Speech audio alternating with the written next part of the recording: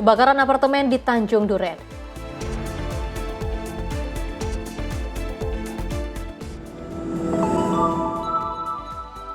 Ibu hamil dan anak tewas dalam serangan di Lebanon.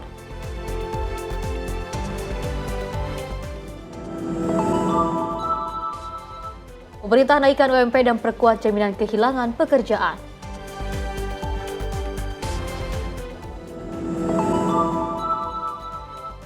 Dirut KAI meminta maaf ke keluarga korban.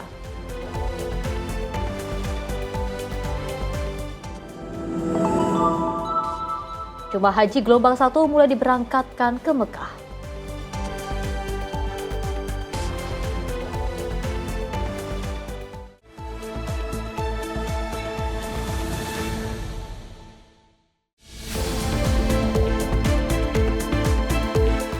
Halo pemirsa, selamat malam. Menyapa Indonesia Malam kembali hadir menemani Anda dengan beragam informasi menarik yang akan kami hadirkan untuk Anda. Bersama saya Pesi Ramadi, inilah Menyapa Indonesia Malam selengkapnya.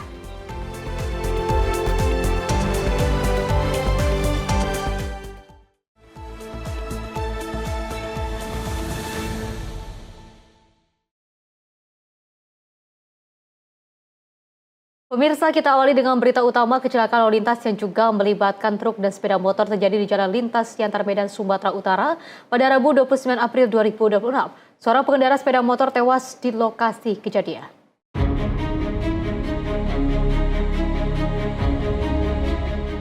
Beginilah suasana pasca kecelakaan maut yang terjadi di Jalan Lintas Siantar Medan, tepatnya di wilayah hukum Polsek Dolok Merawan pada Rabu 29 April 2026 siang.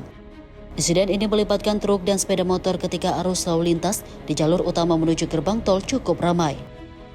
Akibat kerasnya benturan, korban yang merupakan seorang ibu rumah tangga dilaporkan meninggal dunia secara tragis di lokasi kejadian. Peristiwa ini sempat menarik perhatian pengguna jalan yang melintas hingga menyebabkan perlambatan arus lalu lintas di sekitar lokasi.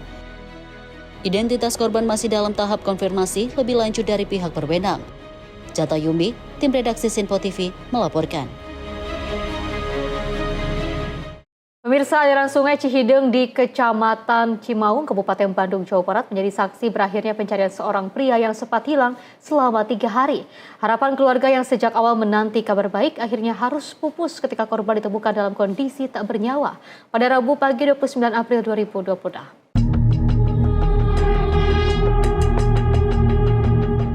Tim SAR gabungan berhasil menemukan Pepen Suherman 57 tahun, korban yang dilaporkan hanyut di Sungai Cihideng, Kabupaten Bandung, Jawa Barat. Korban ditemukan pada hari ketiga pelaksanaan operasi pencarian. Korban ditemukan dalam kondisi meninggal dunia pada Rabu 29 April 2026 sekitar pukul 6:45 waktu Indonesia Barat di sekitar lokasi Jembatan Gantung Jagabaya, Cimaung dengan jarak 5,25 km dari lokasi kejadian. Setelah ditemukan, tim SAR langsung melakukan proses evakuasi dan selanjutnya dibawa ke rumah duka untuk diserahkan kepada pihak keluarga. Peristiwa ini bermula saat korban dilaporkan hilang setelah terakhir terlihat sekitar pukul 10.00 waktu Indonesia Barat saat menuju sungai. Pihak keluarga sempat melakukan pencarian mandiri di sepanjang aliran sungai Cihideng hingga sungai Embung Cikalong, tetapi belum membuahkan hasil. Pada malam harinya sempat beredar video di media sosial yang menunjukkan dugaan korban tenggelam di wilayah Sungai Embung Cikalong. Tim redaksi Sinpo TV melaporkan.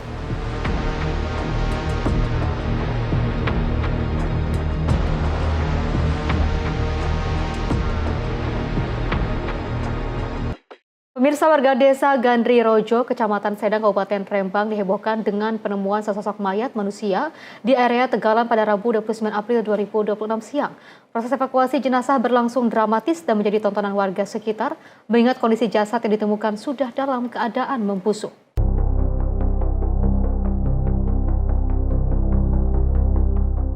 Penemuan jasad ini bermula dari kecurigaan sejumlah warga yang sedang beraktivitas akibat mencium bau busuk yang sangat menyengat di sekitar area Tegalan Dukuh Ganggu. Setelah ditelusuri, warga terkejut menemukan sesosok jasad yang sudah tidak dapat dikenali tergeletak di tengah semak-semak. Temuan ini langsung dilaporkan kepada perangkat desa dan pihak kepolisian sektor Sedan. Petugas kepolisian bersama tim medis melakukan olah tempat kejadian perkara guna mencari barang bukti pendukung. Meski situasi dipadati warga yang ingin melihat langsung, proses evakuasi tetap berjalan lancar dengan pengawalan ketat petugas. Hingga kini identitas korban maupun penyebab pasti kematian masih dalam proses penyelidikan pihak berwajib. Jenazah kemudian dibawa menggunakan mobil ambulans menuju rumah sakit terdekat untuk keperluan identifikasi lebih lanjut. Pihak kepolisian mengimbau bagi masyarakat yang merasa kehilangan anggota keluarga untuk segera melapor dan berkoordinasi dengan Polres Rembang guna membantu proses pengungkapan identitas korban. Bagus Maulana, tim redaksi Sinpo TV melaporkan.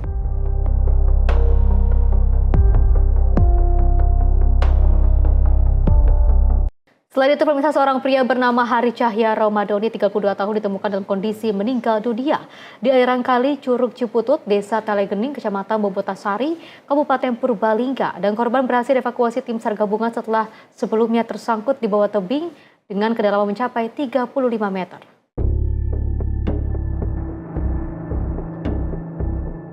Warga Kabupaten Purbalingga digegerkan dengan penemuan sesosok mayat pria di kawasan Curug Ciputut, tepatnya di Desa Talageding, Kecamatan Bobotsari, pada Selasa 28 April 2026.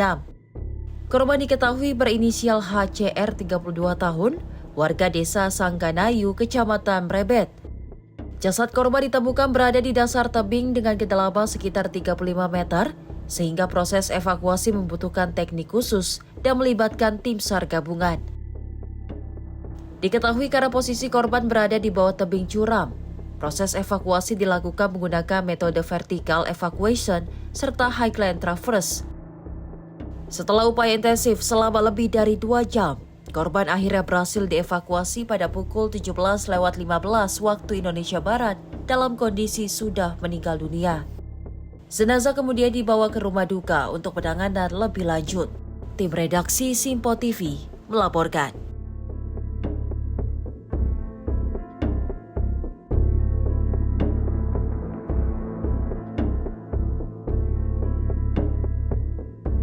Pemirsa, seorang warga negara asing ini diduga tenggelam di pantai Mengiat, Nusa Dua, Kecamatan Kuta Selatan, Kabupaten Badung, Bali. Korban diketahui bernama Bilanovic, 57 tahun, dan berkeluarga negaraan Republik Serbia, ditemukan dalam kondisi meninggal dunia.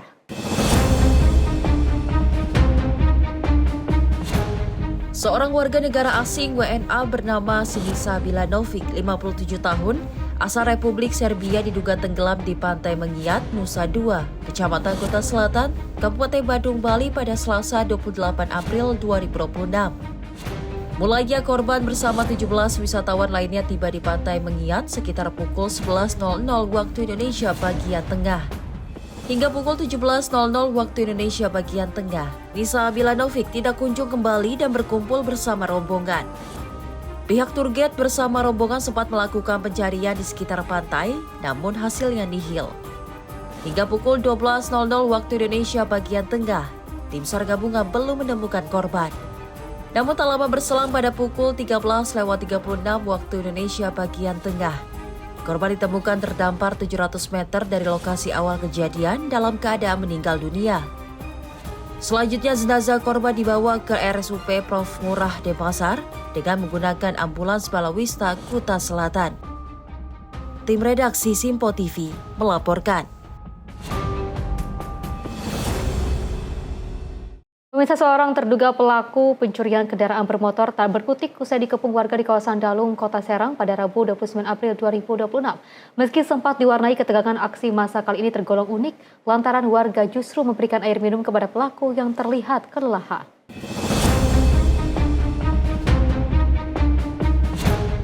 Suasana di kawasan Dalung, Kota Serang mendadak heboh saat seorang pria yang diduga hendak menggasak sepeda motor terpergok oleh pemilik rumah sekitar pukul 9 pagi waktu Indonesia Barat. Pelaku yang panik berusaha melarikan diri, namun teriakan korban dengan cepat memancing perhatian warga sekitar. Dalam hitungan menit, sejumlah warga beramai-ramai melakukan pengejaran hingga akhirnya pelaku berhasil ditangkap tak jauh dari lokasi kejadian. Menariknya, setelah situasi mulai terkendali, warga yang sebelumnya emosi justru terlihat memberikan air minum kepada pelaku yang tampak lemas dan mengeluhkan kehausan. Meski geram dengan aksi kriminalitas, warga tetap berusaha menahan diri untuk tidak melakukan tindakan anarkis atau main hakim sendiri.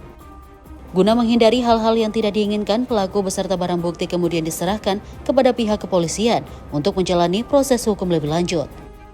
Kejadian ini menjadi pengingat bagi masyarakat untuk selalu meningkatkan kewaspadaan di sekitar lingkungan. Warga juga diimbau agar selalu menyerahkan penanganan pelaku kejahatan kepada pihak berwajib. Bagus Maulana, tim redaksi Sinpo TV melaporkan.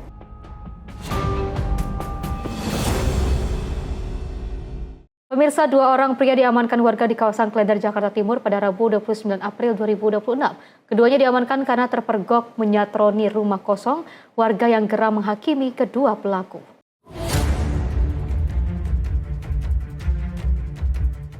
Inilah rekaman saat warga berhasil mengamankan 2 orang pria yang diduga hendak melakukan pencurian di rumah kosong di Kampung Sumur, Kelurahan Klender, Kecamatan Durensawit, Jakarta Timur pada Rabu 29 April 2026.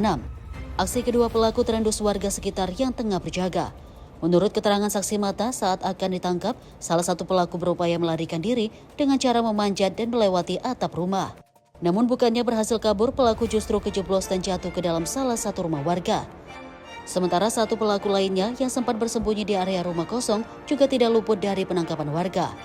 Keduanya pun sempat mendapatkan amukan massa sebelum akhirnya diamankan oleh tokoh masyarakat setempat. Pihak kepolisian dari Polsek Durensawit yang tiba di lokasi segera mengevakuasi kedua pelaku dari kepungan warga guna menghindari tindakan yang lebih anarkis.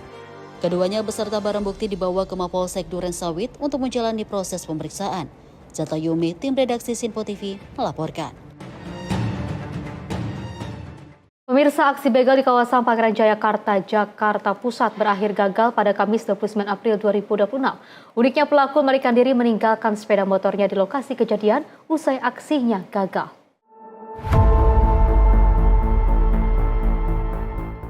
Beginilah situasi pasca peristiwa pembegalan yang terjadi di kawasan Jalan Pangeran Jayakarta, Jakarta Pusat. Warga dan pengguna jalan berkerumun di lokasi kejadian usai pelaku melarikan diri meninggalkan sepeda motornya saat aksinya gagal. Menurut informasi, peristiwa pembegalan ini terjadi sekitar pukul 4:20 waktu Indonesia Barat. Kini motor pelaku diamankan sebagai barang bukti. Masyarakat dan pengendara sepeda motor yang melintas pada jam malam diimbau agar selalu waspada dengan aksi pembegalan. Jika merasa terancam, segera tancap gas menuju keramaian atau kantor polisi terdekat. Tim redaksi Sinpo TV melaporkan. Selain itu, pemirsa, seorang penumpang KRL rute Jakarta Kota menuju Nambo diduga menjadi korban pelecehan seksual pada Selasa 28 April 2026. Korban berupaya mencari saksi mata usai laporannya ke pihak berwajib terkendala karena kurangnya keterangan saksi di lokasi kejadian. Aksi dugaan pelecehan seksual kembali terjadi di transportasi publik. Kali ini insiden menimpa seorang wanita saat berada di dalam KRL Gerbong 5 atau 6 sekitar pukul 18:49 waktu Indonesia Barat usai melintasi stasiun Citayam. Melalui unggahan di media sosial, korban mengaku kecewa karena saat menyadari dan menegur pelaku tidak ada satupun penumpang yang membantu. Bahkan beberapa orang di sekitarnya juga diduga meminta korban untuk diam dan tidak memperbesar masalah. Usai kejadian, korban telah berupaya melaporkan insiden ini kepada pihak berwenang. Namun laporan belum dapat diproses karena minimnya keterangan dari saksi mata yang berada di lokasi. Korban kini berharap bagi siapapun penumpang yang melihat atau merasa menjadi korban pada jam dan gerbong yang sama untuk berani memberikan keterangan guna menjalankan proses hukum. Tim redaksi Sinpo TV melaporkan. Pemirsa, nasib malang menimpa seorang petugas cleaning service di kawasan Larangan, Tangerang. Sepeda motor yang juga digunakan untuk mencari nafkah. Raib dibawa kabur pencuri saat terparkir di halaman klinik gigi.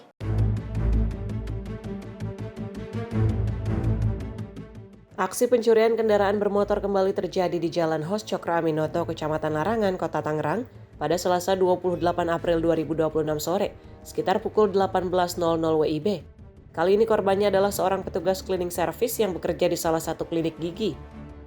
Peristiwa baru diketahui saat korban hendak pulang bekerja dan mendapati sepeda motornya sudah tidak ada di area parkiran. Sepeda motor yang hilang diketahui berjenis Honda Beat berwarna hitam. Bagi warga yang melihat atau memiliki informasi terkait keberadaan motor, dapat menghubungi pihak kepolisian terdekat atau melalui informasi yang tersedia di media sosial. Zata Yumi, tim redaksi Sinpo TV, melaporkan.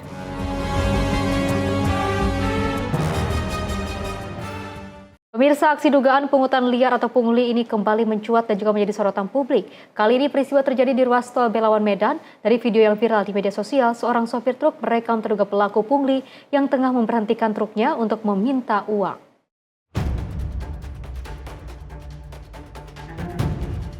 Pria ini diduga hendak melakukan pungli kepada sopir truk yang sedang melintas di kawasan tol Belawan Medan. Terduga pelaku nekat menghadang laju truk di ruas tol tanpa memikirkan keselamatan dirinya dan pengguna jalan lainnya. Aksi nekat terduga pelaku menimbulkan keresahan besar bagi para sopir dan pengguna jalan. Selain merugikan sopir, melakukan pungli dengan memberhentikan laju truk di jalan tol sangat tidak dibenarkan. Video ini direkam langsung sopir truk dan viral di sosial media. Melalui video rekaman ini, sopir truk memberikan pesan moral dan peringatan secara langsung kepada terduga pelaku agar praktik serupa tidak terus dilakukan karena merugikan pengguna jalan dan berpotensi melanggar hukum. Hingga kini belum ada keterangan resmi terkait identitas pelaku maupun tindak lanjut dari pihak berwenang. Tim redaksi Sinpo TV melaporkan. Pemirsa, petugas Satpol PP dan juga Suku Dinas Perhubungan Jakarta Barat menggelar operasi penertiban parkir liar dan juga pedagang kaki lima yang berjualan di atas jalur pedestrian. Dari operasi ini puluhan kendaraan dikenakan sanksi cabut pentil. Petugas gabungan dari Satuan Polisi Pamong Praja dan Dinas Perhubungan DKI Jakarta, Kecamatan Kebonjeruk, melakukan penertiban parkir liar dan pedagang kaki lima yang berjualan di atas trotoar. Dalam operasi ini, puluhan sepeda motor yang kedapatan parkir di atas jalur pedestrian ditindak dengan pencabutan pentil ban oleh petugas. Sementara itu, lapak PKL yang melanggar aturan langsung diangkut petugas. Penertiban dilakukan di sejumlah ruas jalan di wilayah Kecamatan Kebonjeruk, diantaranya Jalan Lapangan Bola, Jalan Panjang, hingga Jalan Kedoya Selatan. Kedatangan petugas sempat membuat panik para pemilik kendaraan yang memarkirkan motornya di atas trotoar. Bahkan beberapa di antaranya berhasil memindahkan kendaraan sebelum ditindak. Namun kendaraan yang ditinggalkan langsung dikempeskan oleh petugas. Selain itu, seorang pengendara sempat melayangkan protes terhadap penertiban ini. Namun setelah diberikan penjelasan oleh petugas terkait aturan penggunaan trotoar, warga akhirnya menerima. Kepala Satpol PP Kecamatan Kebonjeruk Pelita mengatakan bahwa kegiatan ini merupakan tindak lanjut dari laporan masyarakat terkait maraknya parkir liar dan PKL yang menggunakan trotoar. Dalam rangka penertiban bulan tertib trotoar, itu penertiban parkir liar dan PKL yang ada di sekitar wilayah Kecamatan Kebonjeruk. Kalau untuk hasilnya sendiri, Bu? Untuk kegiatan tersebut hasilnya adalah 97 motor yang telah kita cabut pentil untuk mengantisipasi efek jera daripada masyarakat yang meletakkan mobil motornya di jalanan. Itu kalau dari Satpol PP apa aja, Bu, yang ditindak sama hasilnya juga, Bu? Kegiatan ini juga dibantu dengan kegiatan penertiban PKL yang ada di seputar trotoar-trotoar yang ada di sekitar kecamatan juga. Dan hasilnya itu ada beberapa gerobak yang kita angkut dan adanya umbul-umbul atau reklame dari perusahaan yang tidak membayar pajak. Itu kita tertibkan untuk menjaga keamanan dan ketertiban di wilayah. Dalam operasi ini, petugas menindak puluhan kendaraan serta menertibkan sejumlah lapak PKL yang melanggar. Barang-barang hasil penertiban selanjutnya dibawa ke gudang Satpol PP Jakarta Barat untuk didata, disita, dan akan dimusnahkan sesuai aturan yang berlaku. Tim redaksi Sinpo TV melaporkan. Pemirsa, kebakaran terjadi di salah satu apartemen di kawasan Tanjung Duren, Jakarta Barat. Belum diketahui pasti penyebab kebakaran, namun sejumlah penghuni harus mendapatkan pertolongan medis lantaran menghirup asap. Kebakaran terjadi di salah satu apartemen di kawasan Tanjung Duren, Grogol, Petamburan, Jakarta Barat. Dugaan sementara api berawal dari salah satu unit di lantai 5, di mana asap tebal terlihat menyelimuti gedung. Petugas pemadam kebakaran Jakarta Barat yang berada di lokasi langsung bergerak cepat guna melakukan upaya pemadaman. Proses pemadaman masih berlangsung dan petugas terus berupaya mengendalikan api agar tidak merambat ke lantai lainnya. Petugas juga melakukan upaya evakuasi sejumlah penghuni apartemen yang terjebak di dalam kepulan asap dari dalam gedung. Belum ada laporan resmi terkait adanya korban dalam peristiwa tersebut. Namun sejumlah penghuni yang dievakuasi harus mendapatkan pertolongan medis dengan diberikan bantuan oksigen akibat menghirup asap. Dapat aja, dapat. Saya terakhir di lantai 33, cuma saya jatuh dari lantai 3 lantai 9. Itu kondisi di dalam gimana, Pak? Sudah asap semua? Sudah mulai, ya. Dari lantai 9 itu sudah tertutup Ada tadi di belakang saya tadi banyak orang. Banyak orang ya. Itu titik asap awalnya dari lantai berapa? Kalau itu saya nggak tahu. Pokoknya saya terakhir itu lantai 9, saya jatuh sampai ke basement. Sampai basement apa jatuh? Bapak di sini apa bekerja atau bekerja? Di lantai berapa bekerja? Di 33 saya. 33. Itu lantai 33? Iya, lantai 33. Penyebab kebakaran hingga kini masih belum diketahui. Pihak berwenang menyatakan akan melakukan penyelidikan lebih lanjut. Situasi di sekitar lokasi kejadian sempat dipadati warga yang menyaksikan proses evakuasi dan pemadaman. Aparat keamanan turut berjaga untuk memastikan kondisi tetap kondusif. Dari Jakarta, jurnalis Info TV melaporkan. Pemirsa, Rusia sebut situasi keamanan menakar terkendali. Informasinya usai jeda berikut ini.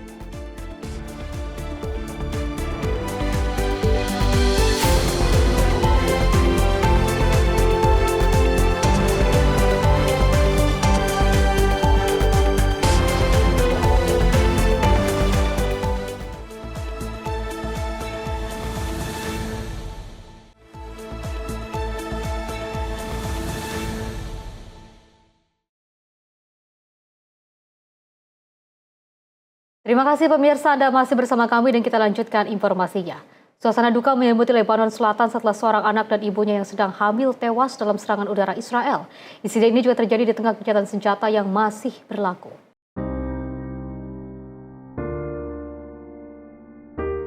Warga desa Tair Deba menggelar prosesi pemakaman bagi seorang anak perempuan berusia 4 tahun dan ibunya yang sedang hamil. Rekaman video menunjukkan ratusan pelayat mengiringi jenazah kedua korban menuju tempat peristirahatan terakhir. Kedua korban dilaporkan tewas dalam serangan udara yang menghantam area permukiman sipil. Pihak keluarga menyebut tidak ada aktivitas militer di lokasi tersebut dan menuduh serangan menargetkan warga sipil termasuk anak-anak. Tim penyelamat dilaporkan menemukan jenazah korban di antara reruntuhan bangunan. Otoritas Kesehatan Lebanon menyatakan serangan tersebut menyebabkan beberapa korban jiwa termasuk anak-anak serta belasan orang lainnya luka-luka. Di sisi lain, militer Israel menyatakan serangan menargetkan posisi dan fasilitas yang disebut terkait kelompok Hizbullah. Kantor Perdana Menteri Benjamin Netanyahu sebelumnya menyatakan telah memerintahkan serangan intensif terhadap target di Lebanon. Insiden ini terjadi di tengah gencatan senjata yang diumumkan oleh Presiden Amerika Serikat Donald Trump yang telah diperpanjang selama 3 pekan. Meski demikian, serangan masih terus terjadi dan ketegangan di perbatasan Israel-Lebanon belum menunjukkan tanda mereda. Tim redaksi Info TV melaporkan. Pemirsa, tragedi kemanusiaan kembali terjadi di Gaza Selatan. 2 anak bersaudara tewas tertembak pasukan Israel saat sedang mencari kayu bakar di wilayah Khan Younis. Peristiwa ini menambah panjang daftar korban jiwa dari kalangan anak-anak di tengah konflik yang juga masih terus berlangsung. Pasukan Israel menembak mati Adel Al-Najjar, bocah berusia 9 tahun di Khan Younis, Gaza. Saat kejadian, Adel sedang mencari kayu bakar untuk kebutuhan keluarga, hanya berjarak 400 meter dari garis kuning pemisah wilayah.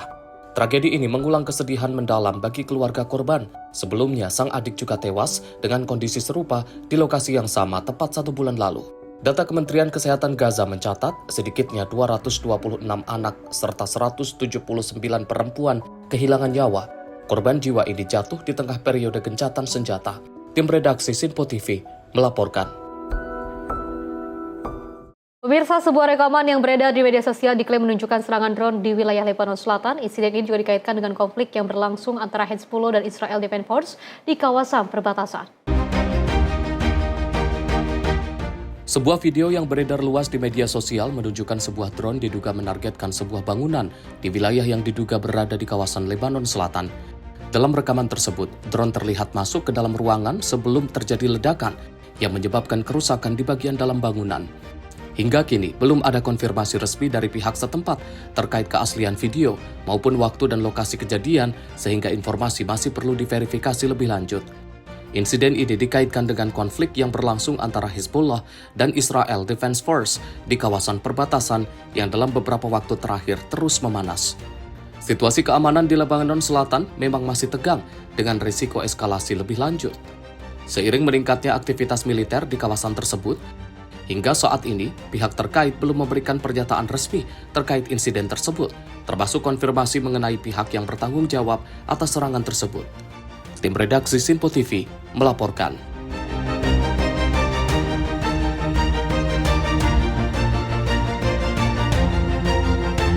Pemirsa, pasukan Afrika Korps merilis rekaman yang juga menunjukkan kondisi tenang di Manaka di tengah laporan media barat yang menyebut kota tersebut telah dikuasai militer.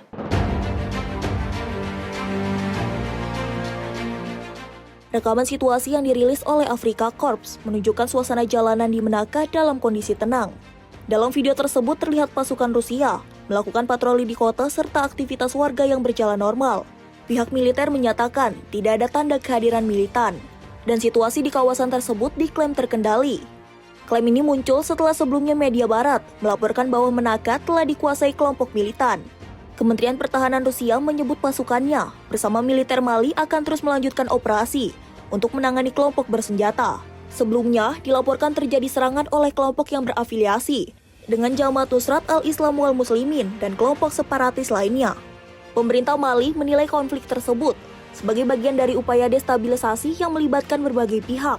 Situasi keamanan di negara itu dinilai masih rawan akibat aktivitas kelompok militan dan konflik bersenjata yang berlarut-larut.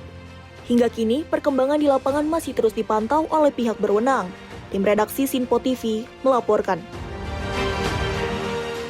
Pemirsa, mantan Direktur FBI James Comey menyerahkan diri ke pengadilan terkait dugaan ancaman terhadap Donald Trump, dan polisi juga mendakwa Comey setelah ia mengunggah foto susunan angka 8.647 berbahan keram di media sosial. Mantan Direktur FBI James Comey menyerahkan diri ke pengadilan pada Selasa waktu setempat untuk menghadapi dakwaan pidana terbaru. Kali ini, jaksa mendakwa Comey atas unggahan media sosial yang menampilkan susunan kerang berangka 8647.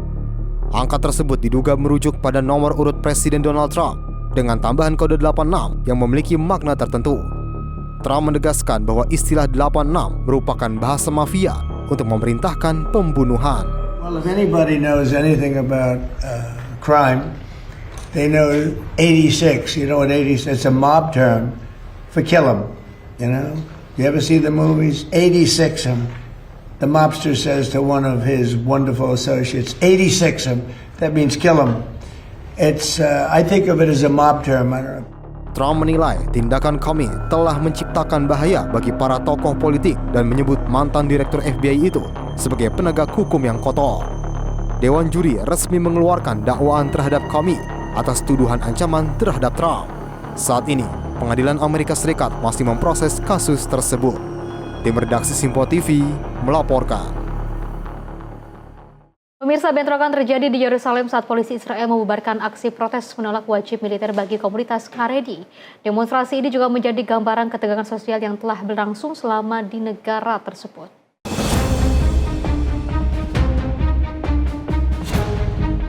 Bentrokan terjadi di Yerusalem saat aparat kepolisian Israel berusaha membubarkan aksi protes di pusat kota. Rekaman video menunjukkan petugas mendorong massa dan menggunakan meriam air untuk membuka jalan. Para demonstran terlihat berkumpul di sejumlah titik, menyanyikan lagu, menggaungkan slogan, dan melakukan aksi duduk di jalan raya. Aksi ini merupakan bentuk penolakan terhadap rencana pemerintah untuk menerapkan wajib militer bagi komunitas Haredi. Komunitas Haredi merupakan kelompok Yahudi ultra-ortodoks yang selama ini mendapat pengecualian dari wajib militer. Kebijakan tersebut berasal dari kesepakatan sejak awal berdirinya negara Israel. Namun, dalam beberapa waktu terakhir, tekanan politik dan hukum meningkat untuk mendorong partisipasi mereka dalam militer. Hal ini memicu perdebatan dan protes berulang yang menunjukkan dalamnya perbedaan pandangan di masyarakat Israel. Hingga kini, situasi di Yerusalem masih tegang dengan potensi aksi lanjutan di masa mendatang. Tim redaksi Sinpo TV melaporkan. Pemirsa, hubungan diplomatik antara Uni Emirat Arab dan juga Bahrain kembali diperkuat melalui pertemuan tingkat tinggi di Abu Dhabi. Kedua pemimpin negara membahas kerjasama strategis hingga isu regional dan juga internasional.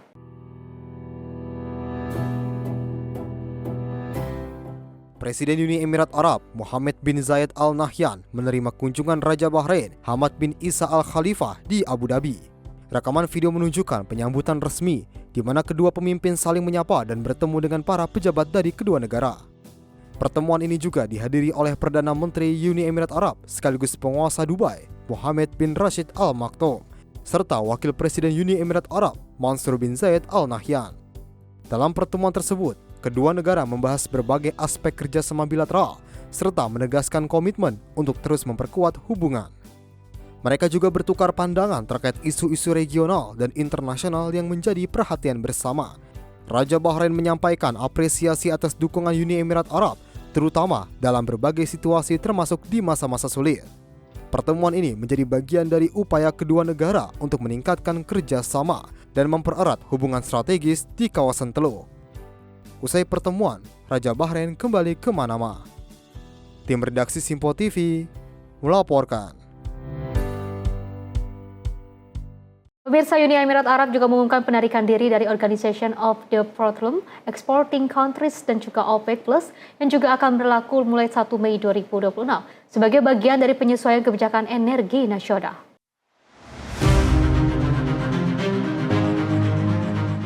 Pemerintah Uni Emirat Arab mengumumkan keputusan untuk menarik diri dari Organization of the Petroleum Exporting Countries dan OPEC Plus sebagai bagian dari penyesuaian strategi energi nasional.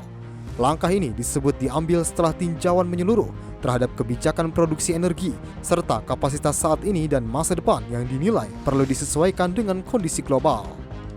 Otoritas Uni Emirat Arab menyatakan keputusan tersebut didasarkan pada kepentingan nasional serta upaya meningkatkan fleksibilitas dalam respon dinamika pasar global yang terus berubah dan penuh ketidakpastian.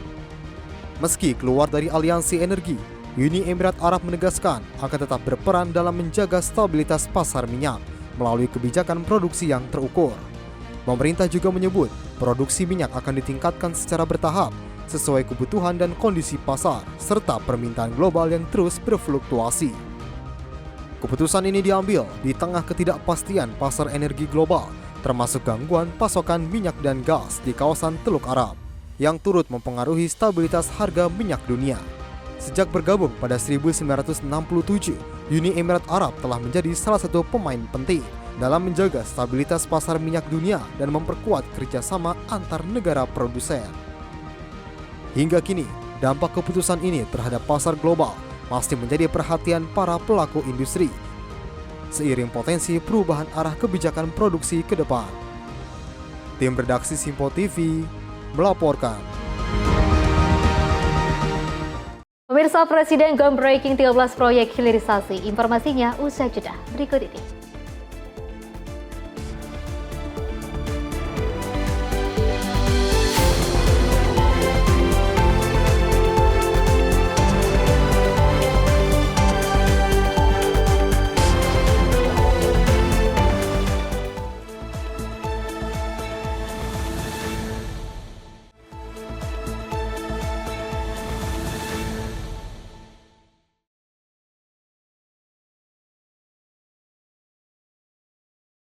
Terima kasih pemirsa, Anda masih bersama kami dan kita lanjutkan informasinya. Pemerintah menegaskan komitmennya melindungi buruh melalui kenaikan UMP dan juga penguatan jaminan sosial ketenagakerjaan. Bahkan ini mencakup peningkatan kesejahteraan hingga jaminan bagi pekerja yang kehilangan pekerjaan. Pemerintah terus memperkuat perlindungan dan kesejahteraan pekerja melalui berbagai kebijakan strategis di sektor ketenagakerjaan. Sekretaris Jenderal Kementerian Ketenagakerjaan, Kris Kuntadi, mengungkapkan ada 6 langkah utama yang mencerminkan keberpihakan kepada buruh, mulai dari penyesuaian upah minimum regional UMP 2026 hingga peningkatan jaminan sosial. Kebijakan tersebut mencakup penetapan UMP dengan mempertimbangkan kebutuhan hidup layak, inflasi, dan pertumbuhan ekonomi, serta pengembalian upah minimum sektoral.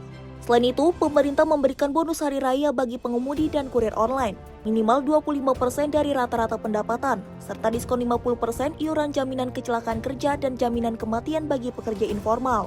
Manfaat jaminan kehilangan pekerjaan juga ditingkatkan menjadi 60% gaji selama 6 bulan, disertai akses pelatihan dan informasi kerja. Serta diaturnya kembali upah minimum sektoral untuk memberikan keadilan bagi pekerja atau buruh di sektor tertentu yang tentunya memiliki karakteristik dan risiko kerja yang berbeda dari sektor lainnya. Peningkatan bonus hari raya atau BHR bagi pengemudi dan kurir online yang ditetapkan minimal 25% dari rata-rata pendapatan bersih 12 bulan terakhir. di awalnya hanya untuk pengemudi dan kurir online, dan saat ini diperluas termasuk untuk petani, nelayan, pedagang, peternak, dan yang lain-lain. Artinya kalau ada pekerja yang diberhentikan, yang kehilangan pekerjaan, maka ada jaminan. Di sisi lain, pemerintah juga menyalurkan bantuan subsidi upah kepada jutaan pekerja dan menyediakan program subsidi perumahan dengan cicilan terjangkau. Untuk mengantisipasi gejolak industri, dilakukan koordinasi lintas kementerian, optimalisasi sistem peringatan dini PHK, serta penguatan dialog antara pekerja, pengusaha, dan pemerintah guna menjaga stabilitas sektor ketenagakerjaan. Untuk mendeteksi gejolak di sektor industri. Di antara yang pertama, dengan Kementerian Keuangan yang telah membentuk Satgas Debottlenecking untuk mengatasi kendala yang dihadapi para pelaku industri di tanah air. Dikeluarkan kebijakan penyusunan iuran JKK bagi industri padat karya untuk menjaga keberlangsungan usaha dan perlindungan. Tim redaksi Sinpo TV melaporkan. Pemirsa, pemerintah juga menegaskan berdiri bersama buruh dalam peringatan May Day. Presiden Prabowo Subianto dijadwalkan menghadiri perayaan di Monas sebagai bentuk dukungan. Dalam konferensi pers di kantor Bakom RI Jakarta, Rabu 29 April, pemerintah menegaskan keberpihakannya kepada buruh menjelang peringatan Hari Buruh 1 Mei. Kepala Bakom RI Muhammad Kodari menyatakan pemerintah tidak berseberangan, melainkan berdiri bersama pekerja. Ia menyebut negara hadir sebagai pelindung buruh sekaligus menjaga keberlanjutan lapangan kerja di tengah kekhawatiran soal PHK, biaya hidup, dan ketidakpastian ekonomi. Pemerintah pun memahami keresahan tersebut dan berupaya memberikan perlindungan. Sebagai bentuk komitmen Presiden Prabowo Subianto, dijadwalkan menghadiri puncak peringatan Hari Buruh Nasional 2026 di Monas, Jakarta. Pemerintah ingin menegaskan satu hal, bahwa posisi pemerintah bukan berhadapan dengan pekerja atau buruh, melainkan berdiri bersama dengan pekerja dan buruh. Negara hadir sebagai pelindung pekerja sekaligus penjaga keberlanjutan lapangan kerja. Sebagai bentuk komitmen tersebut, Presiden Prabowo insya Allah diagendakan hadir pada puncak peringatan Hari Buruh Nasional 2026 yang akan diselenggarakan di Monumen Nasional Jakarta. Tim redaksi Sinpo TV melaporkan. Pemirsa, Presiden Prabowo Subianto memulai pembangunan 13 proyek hilirisasi senilai 116 triliun rupiah di berbagai sektor strategis. Tentunya proyek ini mencakup kilang minyak, pengganti LPG, hingga biodiesel untuk memperkuat kemandirian energi nasional. Groundbreaking 13 proyek hilirisasi nasional tahap kedua, saya Prabowo Subianto, Presiden Republik Indonesia, menyatakan dimulai.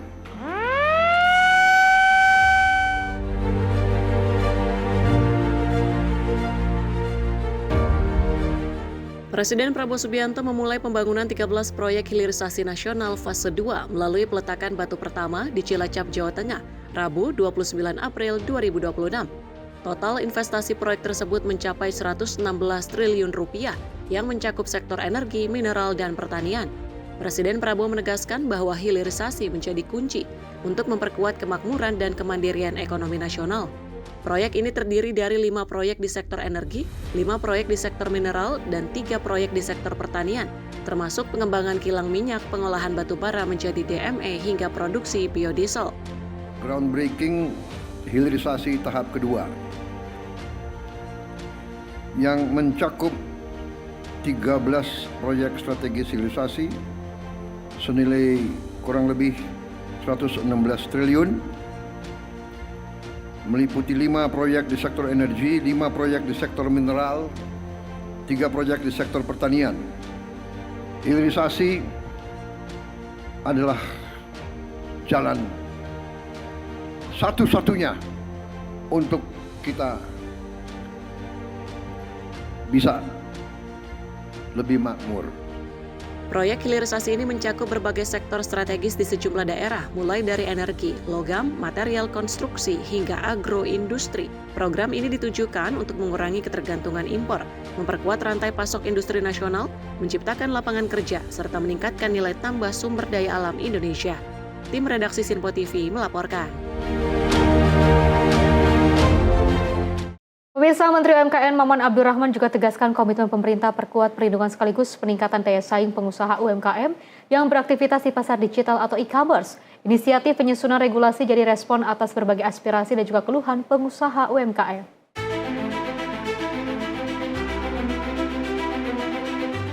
Pemerintah berkomitmen memastikan pelindungan dan peningkatan daya saing pengusaha UMKM yang berjualan di platform e-commerce. Hal tersebut disampaikan Menteri UMKM RI Maman Abdurrahman pada 27 April 2026. Maman menjelaskan bahwa inisiatif penyusunan regulasi tersebut menjadi respon atas berbagai aspirasi dan keluhan pengusaha UMKM, khususnya terkait meningkatnya beban tarif yang dikenakan oleh platform digital.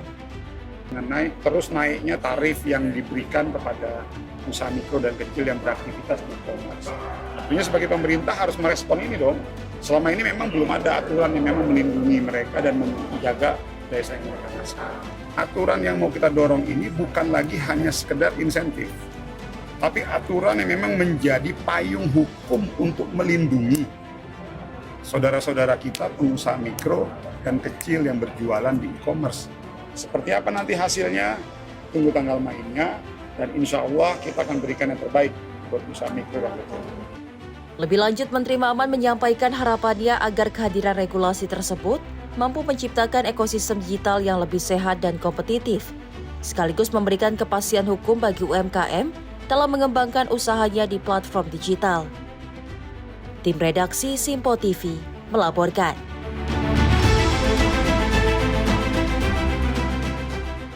Pemirsa, Kepala Bakomeri menyebut peningkatan kualitas 66 RSUD berpotensi menciptakan hingga 33.000 lapangan kerja baru.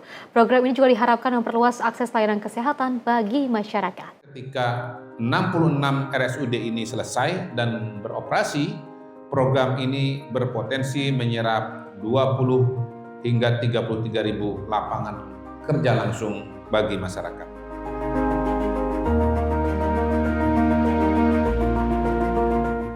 Kepala Badan Komunikasi Pemerintah RI Muhammad Kodari menjelaskan bahwa pemerintah tengah meningkatkan kualitas layanan kesehatan di 66 rumah sakit umum daerah tipe C di berbagai daerah. Program ini tidak hanya memperluas akses kesehatan, tetapi juga memberi dampak ekonomi melalui penciptaan lapangan kerja. Kepala Bakom Kodari menyebut setiap RSUD tipe C membutuhkan sekitar 300 hingga 500 tenaga kerja, baik medis maupun non-medis. Jika seluruh rumah sakit tersebut beroperasi pada 2027, maka diperkirakan dapat menyerap sekitar 20.000 hingga 33.000 tenaga kerja langsung.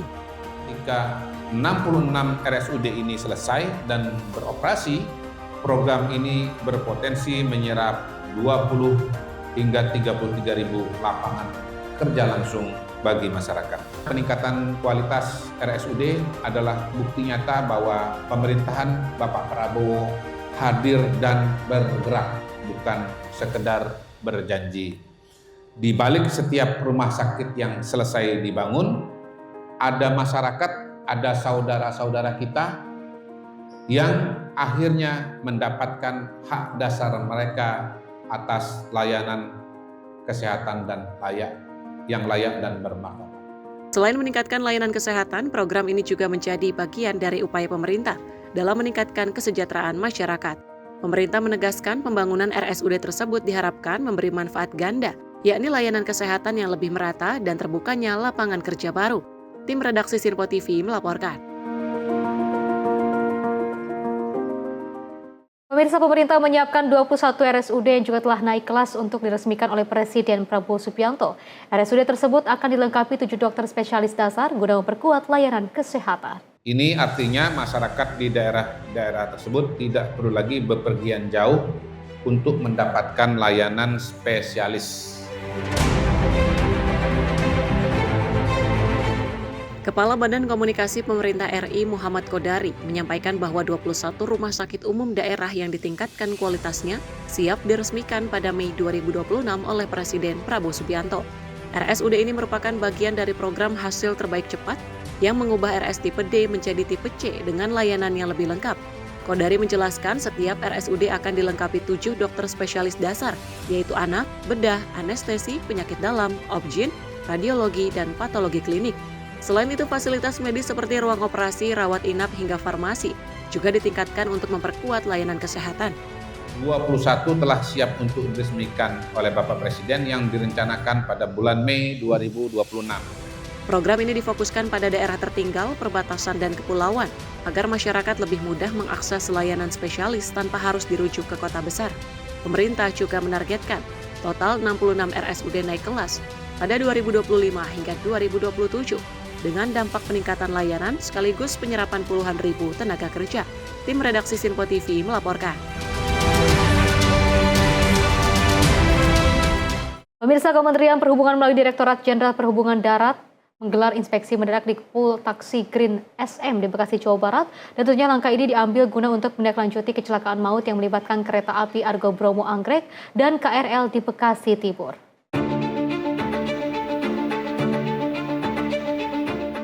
Direktorat Jenderal Perhubungan Darat Kementerian Perhubungan melakukan inspeksi mendadak ke pool taksi Green SM di Bekasi, Jawa Barat pada Selasa malam 28 April 2026.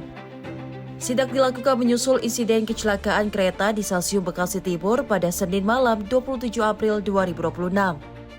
Direktur Jenderal Perhubungan Darat Kemenhub Aan Suhanan mengatakan sidak dilakukan untuk memastikan penerapan sistem manajemen keselamatan perusahaan angkutan umum berjalan sesuai ketentuan.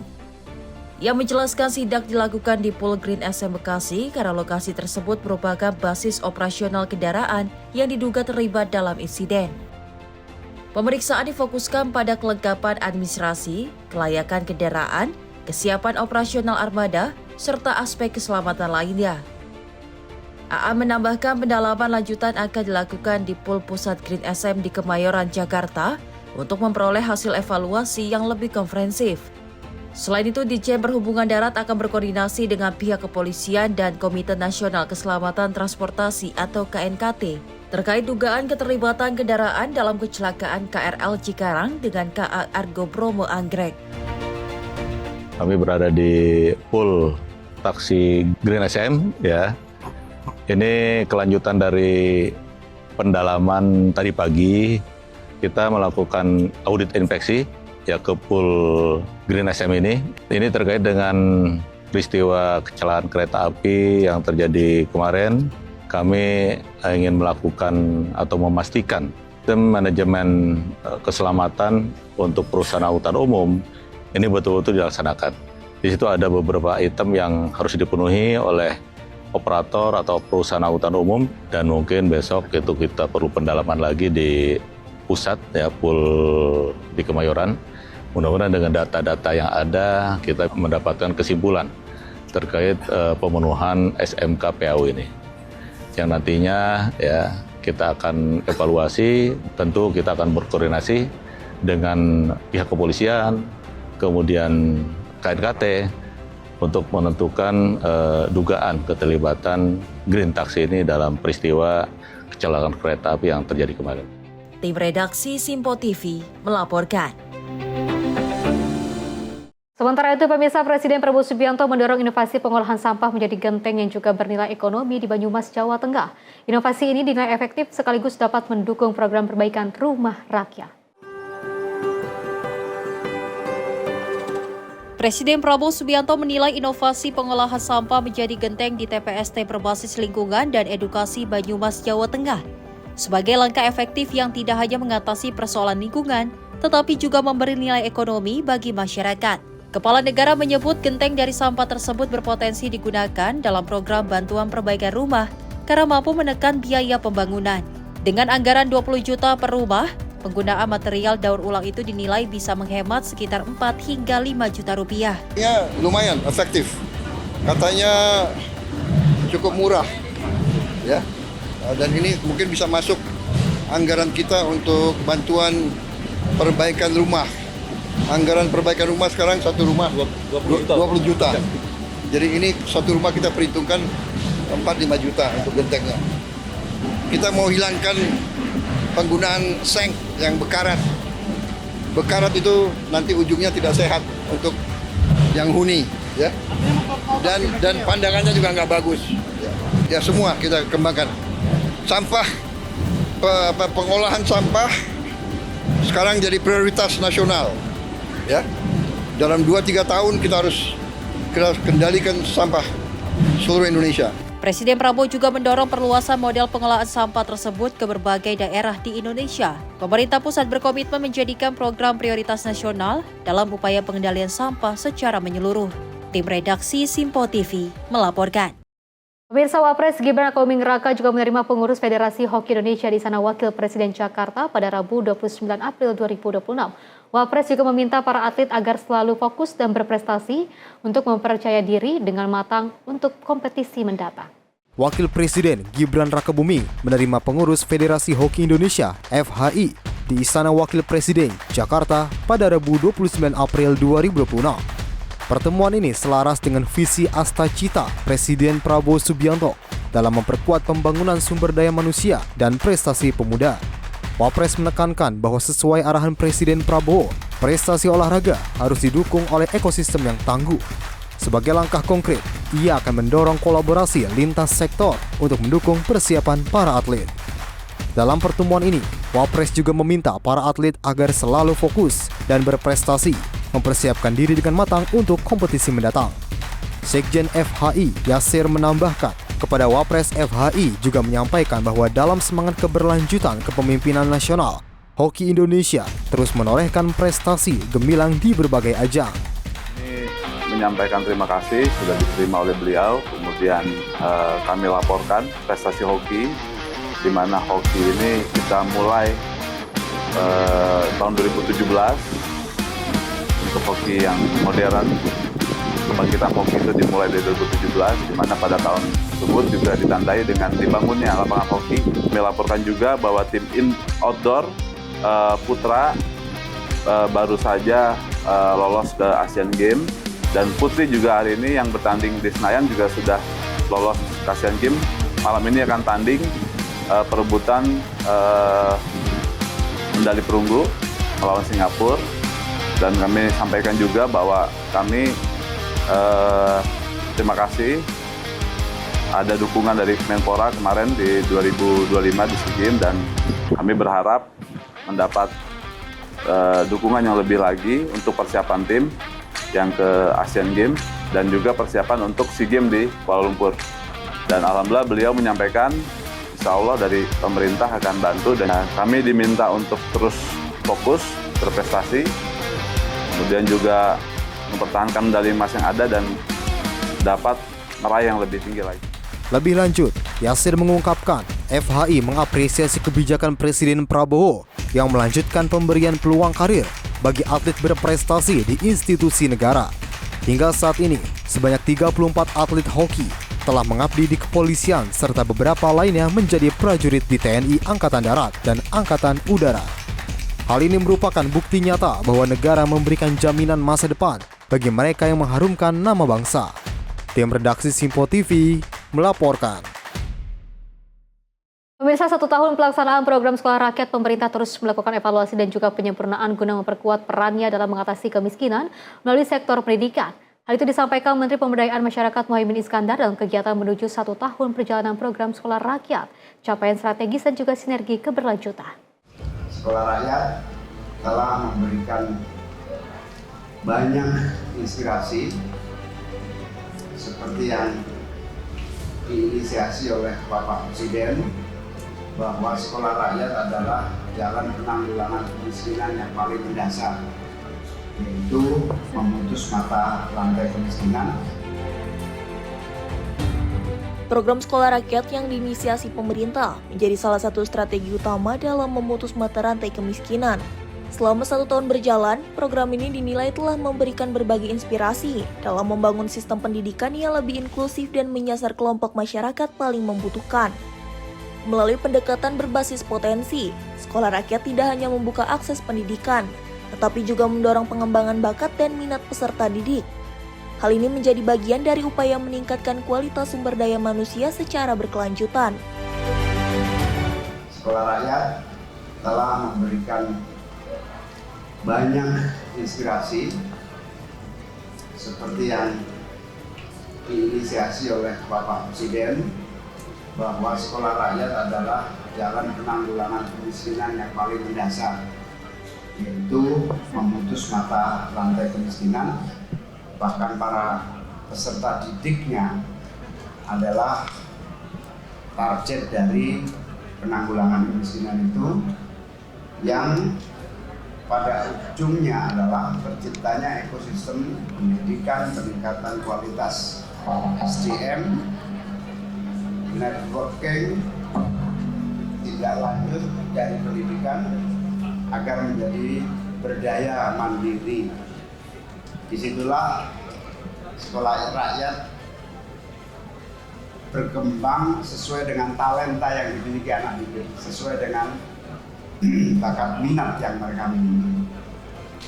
Sekolah rakyat adalah wujud dari kebijakan anggaran yang tepat sasaran dan memiliki target paling bawah dari masyarakat yang membutuhkan.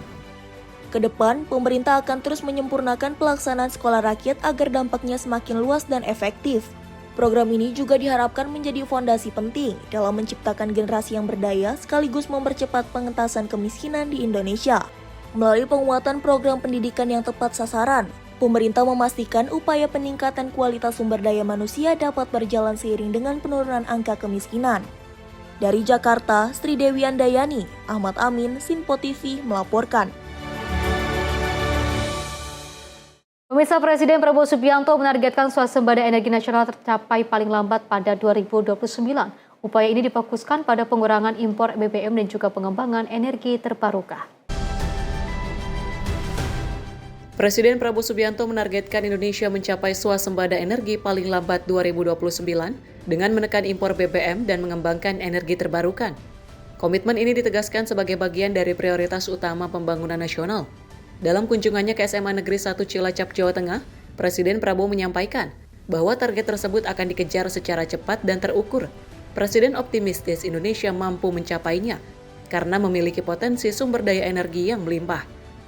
Swasembada energi target kita akhir 2029, paling lambat. Kalau bisa lebih dulu, ya kita akan bekerja cepat. Ya, kita optimis. Yang Maha Kuasa telah memberi karunia kita sumber-sumber yang luar biasa. Tinggal kita pandai mengelola atau tidak. Kita berani menjaga atau tidak.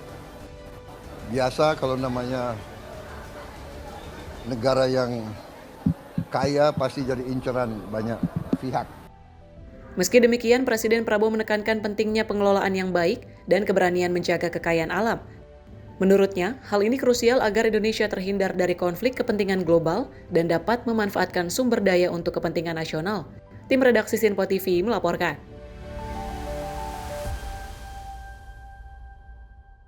Pemirsa, korban laka KRL dapat asesmen dan juga program pemberdayaan informasinya. Usai jeda berikut ini.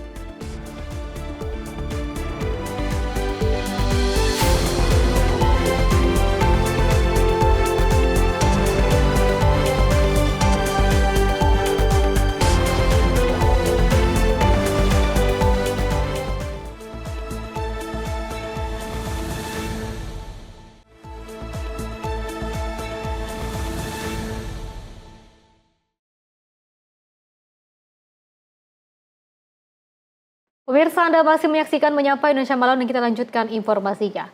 Salah satu korban selamat dari insiden kecelakaan kereta api di stasiun Bekasi Timur pada Senin kemarin mengungkap kesaksiannya. Sausan Sarifah bersyukur dirinya masih bisa selamat dalam insiden tersebut.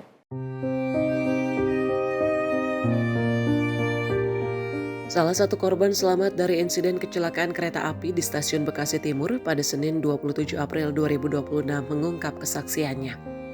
Saat peristiwa terjadi, Sausan berada di salah satu gerbong bagian belakang KRL.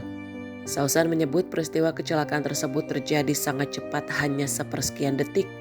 Menurutnya, tubuhnya seketika bertumpuk dengan penumpang lain ketika kereta api Argo Bromo Anggrek menabrak KRL. Kejadiannya cepat banget, Kak, sepersekian detik. Kayak kita berhenti di Bekasi Timur, kan orang-orang pada turun di Bekasi Timur. Cuman gak langsung jalan karena tiba-tiba dapat dengar kabar kalau keretanya itu tertemper sama mobil nabraknya. Udah sempat 2 kali pengumuman dari kereta KRL-nya. Dan mungkin kayak udah pada pengen keluar juga sih, cuman nggak tahu tiba-tiba suara kereta lokomotif itu kenceng banget, jadi kita nggak ada waktu sempat untuk buat keluar. Saya pikir saya meninggal, apalagi kalau misalkan evakuasinya lama karena di situ udah ketiban-tiban, jadi kayak pasti akan kehabisan nafas gitu saya pikir. Tapi alhamdulillahnya masih bisa selamat. Tadi sempat kepikiran orang-orang yang di bawah saya yang udah ketiban-ketiban, mungkin mereka udah nggak ada juga ya, karena pas ada di bawah saya tuh mereka semua udah pada kejang-kejang, mungkin kehabisan nafas. Jadi semoga mereka husnul khotimah dan keluarga diberi ketabahan. Sausan bahkan berpikir dirinya bakal meninggal dunia dalam peristiwa itu, mengingat proses evakuasi berlangsung lama karena dilakukan penuh dengan perhitungan.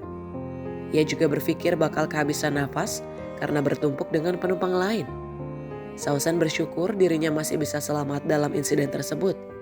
Sausan mengaku melihat dengan jelas bagaimana sejumlah penumpang terimpit di bagian bawah, berusaha keras untuk bertahan hidup. Ia turut menyampaikan bela sungkawa mendalam atas seluruh korban yang meninggal dunia akibat insiden kecelakaan kereta api Argo Bromo Anggrek menabrak KRL tersebut. Tim redaksi Sinpo TV melaporkan. Pemirsa, Direktur Utama PT Kereta Api Indonesia Bobi Rashidi menyampaikan permohonan maaf atas insiden tabrakan kereta di stasiun Bekasi Timur. Tentunya kami tidak henti-hentinya meminta permohonan maaf yang sebesar-besarnya ke seluruh masyarakat. Direktur Utama PT KAI Bobi Rashidi menyampaikan permohonan maaf yang sebesar-besarnya atas insiden tabrakan kereta di stasiun Bekasi Timur. Permohonan maaf tersebut ditujukan kepada seluruh masyarakat, khususnya para pengguna jasa kereta api serta keluarga korban yang terdampak. Bobi menyebut insiden ini tidak hanya menimbulkan korban, namun juga mengganggu perjalanan kereta api. Pihak KAI menegaskan akan terus melakukan evaluasi dan perbaikan guna meningkatkan keselamatan dan pelayanan ke depan. Tentunya kami tidak henti-hentinya meminta permohonan maaf yang sebesar-besarnya ke seluruh masyarakat, khususnya para pengguna jasa atas kejadian kemarin ini di wilayah Bekasi Timur yang menimbulkan korban dan tentunya gangguan perjalanan kereta. Permohonan maaf ini khususnya kami sampaikan pada keluarga korban, pelanggan, serta masyarakat yang terdampak baik secara langsung maupun tidak langsung. Dari Bekasi, Jawa Barat, Jihan Nabila, Roda Bayu, Sinpo TV melaporkan. Sementara itu, pemirsa, dari Menteri Koordinator Bidang Pemberdayaan Masyarakat Muhaimin Iskandar mengunjungi rumah salah satu korban laka kereta untuk memberikan hak korban sebagai peserta BPJS Ketenagakerjaan selama 10 tahun 5 bulan. Menko Muhaimin Iskandar mengunjungi salah satu korban kecelakaan kereta bernama Nur Aini Eka Rahmadina untuk memberikan hak almarhum sebagai peserta BPJS Ketenagakerjaan selama 10 tahun 5 bulan mencapai Rp340.075.030. Didampingi Direktur Utama BPJS Ketenagakerjaan Saiful Hidayat, Menko Muhaimin memastikan hak-hak finansial korban sebagai peserta aktif BPJS Ketenagakerjaan dapat tersalurkan langsung kepada keluarga. Muhaimin juga menekankan insiden memilukan dan juga menewaskan 16 orang ini harus menjadi renungan bersama bahwa setiap pekerja adalah manusia yang berharga yang menanggung risiko di perjalanan mencari nafkah.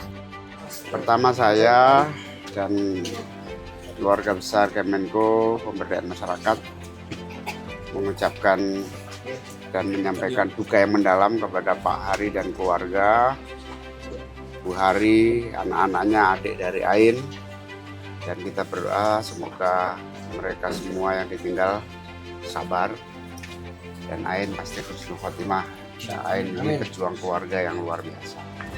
Yang kedua, bersama Dirut BPJS Ketenagakerjaan kita memberikan hak-haknya. Ini bukti bahwa perlindungan sosial yang dibangun berjalan dengan baik. Menko PM menilai perlindungan jaminan sosial adalah ikhtiar negara yang tidak bisa ditawar. Melalui kesempatan ini pula Menko PM mengucapkan turut berbelasungkawa kepada seluruh keluarga korban insiden kecelakaan kereta antara Argo Bromo Anggrek dan KRL komuter lain di stasiun Bekasi Timur. Dari Jakarta, Sri Dewi Adayani, Sinpo TV melaporkan. Pemirsa, Komisi 5 DPR berencana akan memanggil Kementerian Pekerjaan Umum, Kementerian Perhubungan, serta PT Kereta Api Indonesia pada masa sidang awal atau setelah masa reses. Pasca insiden tabrakan kereta api jarak jauh Argo Bromo Anggrek dengan komuter lain atau KRL menjadi kabar duka bagi seluruh rakyat Indonesia. Atas insiden tersebut, Presiden Prabowo Subianto menginstruksikan seluruh stakeholder terkait untuk melakukan evaluasi menyeluruh. Salah satunya yakni perbaikan pengamanan perlintasan sebidang dan juga pembangunan perlintasan tidak sebidang, seperti flyover dan juga underpass. Kendati demikian, pembangunan perlintasan tidak sebidang harus dibicarakan terlebih dahulu untuk mencari berbagai titik yang akan menjadi prioritas. Anggota Komisi 5 DPR Sujatmiko mengungkapkan pihaknya akan menggelar rapat bersama Kementerian Pekerjaan Umum, Kementerian Perhubungan serta PT Kereta Api Indonesia untuk membahas hal tersebut. Pemanggilan akan dilakukan pada masa sidang awal Dewan Perwakilan Rakyat atau setelah masa reses. Ya, ini tanggal 13 nanti pada masa sidang awal kita akan panggil semua stakeholder tadi ya, Kementerian PU, Perhubungan sama dari kereta api, mana saja prioritas yang harus dibangun untuk perlintasan tidak sebidang seperti itu. Dari Jakarta, Farizalda Fariskiano, Simpo TV melaporkan. Pemirsa, anggota Komisi 5 DPR Sujatmiko mengapresiasi langkah Presiden Prabowo Subianto yang berencana mengalokasikan anggaran untuk menangani perihal perlintasan sebidang pasca insiden yang juga terjadi tabrakan kereta api jarak jauh dengan komuter lain. Presiden Prabowo Subianto mengalokasikan anggaran sebesar 4 triliun untuk menangani permasalahan 1.800 perlintasan sebidang kereta api. Pasalnya, perlintasan sebidang menjadi sorotan setelah tragedi tabrakan kereta api jarak jauh dengan komuter lain pada Senin malam lalu. Menanggapi hal ini, anggota Komisi 5 DPR Sujatmiko menyebut nantinya perihal perlintasan sebidang akan dibuat kesepakatan terlebih dahulu dengan sejumlah instansi terkait. Sujatmiko juga berharap permasalahan perlintasan sebidang dapat segera teratasi dan juga ditargetkan rampung pada tahun 2026. Selain itu, untuk jangka panjangnya pemerintah akan membangun perlintasan tidak sebidang khususnya di jalan nasional seperti membangun flyover atau underpass. Perlintasan sebidang ini harus dibuat nanti perjanjian kesepakatan kementerian, jadi Kementerian Dalam Negeri, Kementerian Perhubungan dan PU, karena perlintasan sebidang ini prasarana yang dimiliki oleh daerah dan pemerintah pusat. Ini harus dibuat kesepakatan bersama, tanggung jawabnya siapa, tapi yang tercepat. Kita tahu Pak Prabowo sudah mengeluarkan bantuan Presiden untuk 1.800 perlintasan ini akan segera kita bangun. Paling lama 6 bulan, jadi tahun ini sudah selesai. Paling tidak itu untuk pengamanan perlintasan sebidang itu. Nanti jangka panjangnya baru ruas-ruas yang headway-nya tinggi ya, terutama jalan nasional itu wajib menggunakan perlintasan tidak sebidang dengan flyover dan underpass seperti itu. Dari Jakarta, Farizalda Fariskiano, Simpo TV melaporkan. Pemirsa, Pemprov DKI Jakarta akan mengevaluasi perlintasan sebidang kereta api dan tentunya evaluasi ini diberlakukan guna mencegah terjadinya kecelakaan kereta.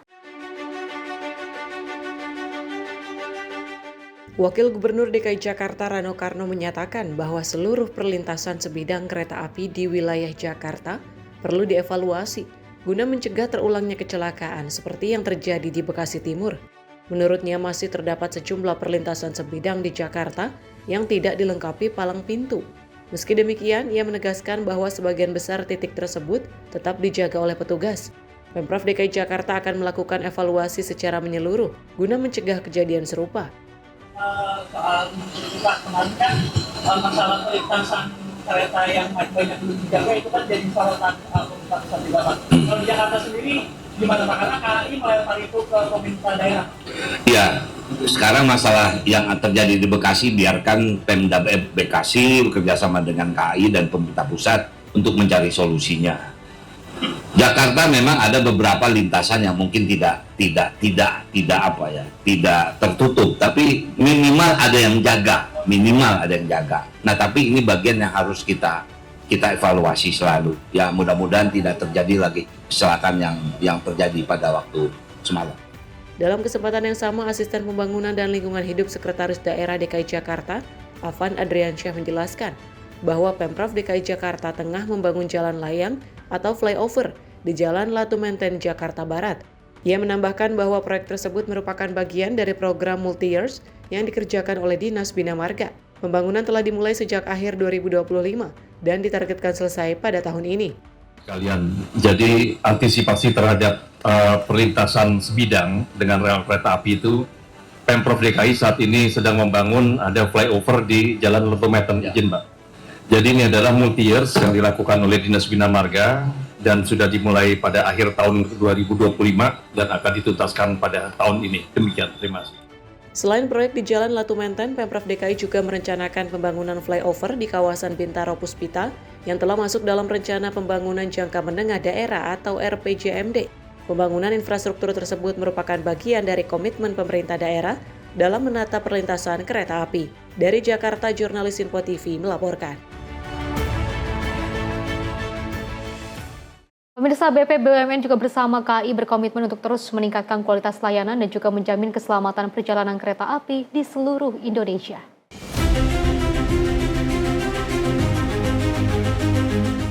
Melalui video yang dibagikan di akun sosial media Instagram @bumn_id pada 29 April 2026, Kepala BP BUMN Doni Oskaria didampingi Wakil Kepala BP BUMN Aminuddin Ma'ruf menyempatkan diri meninjau langsung berbagai fasilitas di dalam kereta api jarak jauh. Hal ini dilakukan saat perjalanan kerja pulang dari Cilacap menuju Jakarta menggunakan moda transportasi kereta api, usai menghadiri agenda groundbreaking hilirisasi tahap kedua. Peninjauan guna memastikan kenyamanan, keamanan, dan kualitas layanan bagi penumpang tetap terjaga sepanjang perjalanan. Terkait hal ini, BP BUMN bersama KAI berkomitmen untuk terus meningkatkan kualitas layanan, memperkuat standar keselamatan, dan menghadirkan transportasi kereta api yang semakin aman, nyaman bagi masyarakat. Tim redaksi Sinpo TV melaporkan. Pemirsa, Menteri Sosial Saifullah Yusuf memastikan bahwa seluruh korban kecelakaan kereta api di Stasiun Bekasi Timur akan menjalani asesmen menyeluruh.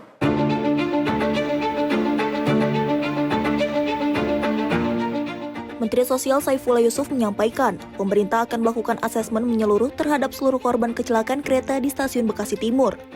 Hal ini disampaikan Mensos saat melakukan taksiyah rumah salah satu korban meninggal di Kemayoran, Jakarta Pusat, Kamis pagi.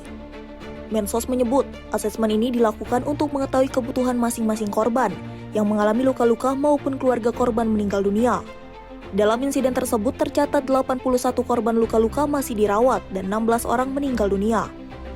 Mensos mengungkapkan bahwa pemerintah juga akan memberikan program pemberdayaan sosial agar keluarga korban dapat kembali mandiri.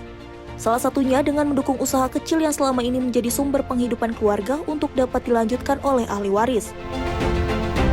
Secara keseluruhan, jadi secara keseluruhan ada 81 yang luka-luka dan yang wafat 16. Semuanya akan kita lakukan asesmen dan akan kita berikan dukungan program sesuai dengan kebutuhan masing-masing. Jadi kebutuhan setiap keluarga kan berbeda-beda. Maka itu kita lakukan asesmen. Nah, hari ini saya sendiri kebetulan bisa langsung takziah ke rumah almarhumah di Kemayoran ini. Nah, ketemu dengan para putra-putrinya yang beliau secara terbuka menyampaikan bagaimana ke depan. Saya tanya gitu. Jawabannya insya Allah warisan almarhum berupa usaha kecil-kecilan ini akan dilanjutkan. Untuk itu kita akan coba bicara lebih lanjut apa saja yang kira-kira diperlukan untuk bisa melanjutkan usaha almarhumah ini.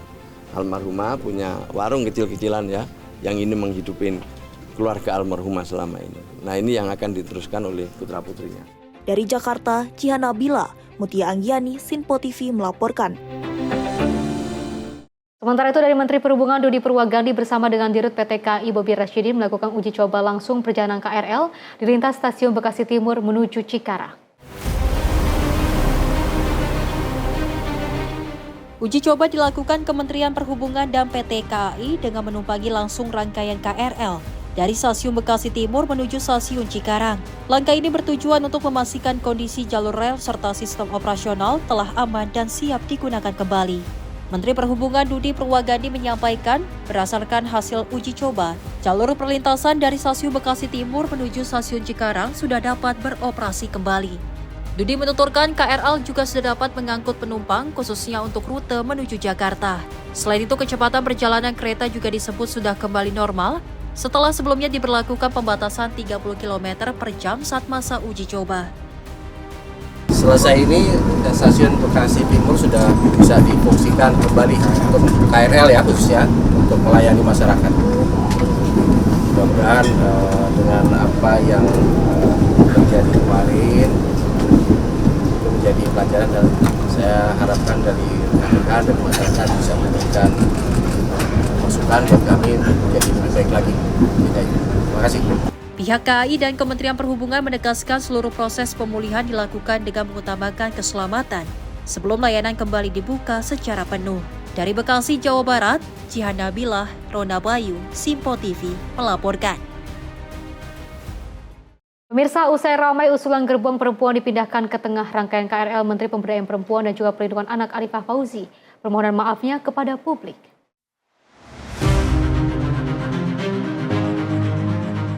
Menteri Pemberdayaan Perempuan dan Perlindungan Anak Arifah Fauzi berikan klarifikasi terkait permintaan agar gerbong khusus perempuan di KRL dipindah ke tengah, bukan di paling belakang dan depan. Pernyataan tersebut sebelumnya memicu kontroversi di media sosial. Sejumlah warganet mempertanyakan relevansi isu gender dalam konteks keselamatan transportasi, terutama setelah insiden kecelakaan kereta di Bekasi Timur. Arifah juga menyampaikan permohonan maaf kepada masyarakat, khususnya kepada para korban dan keluarga yang terdampak. Ia tak bermaksud untuk mengabaikan keselamatan para penumpang lainnya. Menteri Arifah menyadari bahwa dalam kondisi duka seperti ini, fokus utama adalah keselamatan dan penanganan korban, serta empati kepada keluarga. Terkait pernyataan saya pasca insiden kecelakaan kereta di Bekasi Timur, saya menyadari bahwa pernyataan tersebut kurang tepat. Untuk itu, saya memohon maaf sebesar-besarnya kepada seluruh masyarakat, khususnya kepada para korban dan keluarga korban yang merasa tersakiti atau tidak nyaman atas pernyataan tersebut. Tidak ada maksud dari saya untuk mengabaikan keselamatan penumpang lainnya. Saya memahami bahwa dalam situasi duka seperti ini, yang menjadi fokus utama adalah keselamatan, penanganan korban, serta empati kepada seluruh keluarga yang terdampak. Kita semua sepakat bahwa keselamatan seluruh masyarakat adalah prioritas nomor 1, baik perempuan maupun laki-laki. Saat ini, prioritas utama pemerintah adalah memastikan penanganan terbaik bagi seluruh korban, baik yang meninggal dunia maupun yang mengalami luka-luka. Sesuai arahan Bapak Presiden, seluruh proses penanganan dilakukan secara cepat, adil, dan menyeluruh. Tim redaksi Simpo TV melaporkan.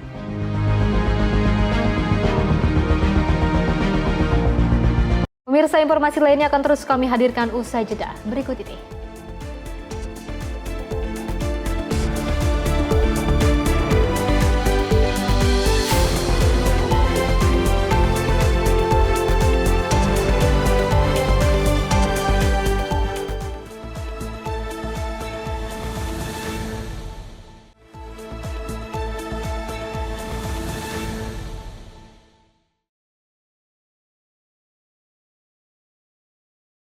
Terima kasih pemirsa, Anda masih bersama kami dan kita lanjutkan informasinya. Proses pemberangkatan jemaah haji gelombang pertama dari Madinah menuju Makkah mulai berlangsung pada 30 April 2026. Proses pendorongan jemaah haji dari Madinah ke Mekah berjalan bertahap di sektor 1 Madinah. Ratusan jemaah diberangkatkan menuju kota suci Mekah menggunakan bus sesuai jadwal yang telah ditentukan. Kepala Sektor 1 Madinah, Ramlan Sudarto, memberikan apresiasi kepada Kloter Yogyakarta, khususnya Kloter YIA1 yang dinilai menunjukkan kedisiplinan tinggi selama proses pemberangkatan. Ramlan menyampaikan kedisiplinan jemaah menjadi kunci utama kelancaran proses pendorongan. Jemaah diimbau untuk mematuhi waktu yang telah ditetapkan agar tidak menghambat perjalanan rombongan. Setelah seluruh jemaah naik ke bus, petugas melakukan penyisiran ke seluruh kamar hotel untuk memastikan tidak ada jemaah atau barang yang tertinggal. Hasilnya, Kloter Yogyakarta dinyatakan bersih tanpa ada barang tertinggal. Secara keseluruhan terdapat 6 kloter di sektor 1 yang diberangkatkan hari ini dari 2 hotel utama di Madinah. Sementara itu, sejumlah jemaah dari embarkasi Palembang, Medan, dan Jakarta terpaksa menunda keberangkatan karena kondisi kesehatan dan masih menjalani perawatan. Petugas memastikan jemaah yang sakit akan diberangkatkan menyusul setelah dinyatakan sehat agar seluruh proses ibadah haji dapat berjalan dengan aman dan lancar. Petugas berharap kedisiplinan seperti yang ditunjukkan Kloter Yogyakarta dapat menjadi contoh bagi jemaah lainnya demi kelancaran penyelenggaraan haji tahun ini. Alhamdulillah, kita proses pendorongan ini relatif berjalan lancar sesuai dengan arahan dari Bapak Pimpinan, manakala kita harus mengikuti SOP. Dan rekan-rekan di sektor 1 ini bekerja sudah sesuai dengan SOP. Dan yang lebih mengapakan lagi, ketua kloter yang penting bersinergi dengan kita. Apa arahan kita harus diikuti.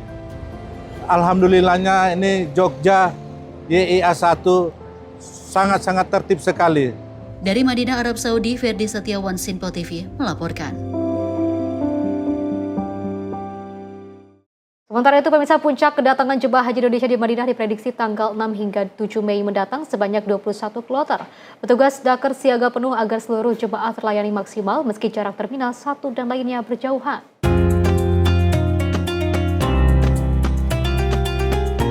Puncak kedatangan jemaah haji Indonesia di Madinah diprediksi terjadi pada tanggal 6 dan 7 Mei 2026, di mana pada hari tersebut sebanyak 21 kelompok terbang atau kloter dijadwalkan tiba di kota Madinah.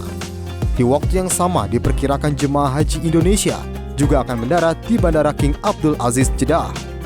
Sehingga petugas harus siaga dalam menghadapi dua gelombang kedatangan jemaah dalam waktu bersamaan. Menghadapi lonjakan ini, petugas penyelenggara ibadah haji akan memaksimalkan peran dalam memberikan pelayanan. Kepala PPIH Dakar Bandara Abdul Basir menegaskan kondisi ini menjadi tantangan tersendiri karena petugas haji akan dibagi dua kelompok. Kelompok satu akan digeser ke Jeddah untuk menangani kedatangan jemaah haji Bandara King Abdul Aziz, dan satu kelompok petugas tetap berada di Madinah untuk melayani kedatangan terakhir pada tanggal 7 Mei 2026. Petugas pun dihimbau untuk meningkatkan koordinasi dan kesiapsiagaan agar seluruh proses kedatangan jemaah berjalan lancar dan nyaman. Rencana pergeseran nanti kita akan mulai tanggal 6 Mei, karena tanggal 7 Mei dini hari nanti sudah akan ada jamaah haji yang landing di kota Jeddah. Sedangkan pada hari yang sama, dini hari juga tanggal 7 Mei, masih ada kedatangan di Bandara Madinah. Nanti kami akan atur personelnya dan kita persiapkan logistiknya supaya layanan yang kami berikan kepada jamaah haji gelombang 2 di Bandara Jeddah nanti juga bisa lebih baik lagi. Artinya Madinah sudah nggak menerima jamaah haji lagi Pak ya di bandara ini? Bandara Madinah nanti kita selesai tanggal 7 Mei itu.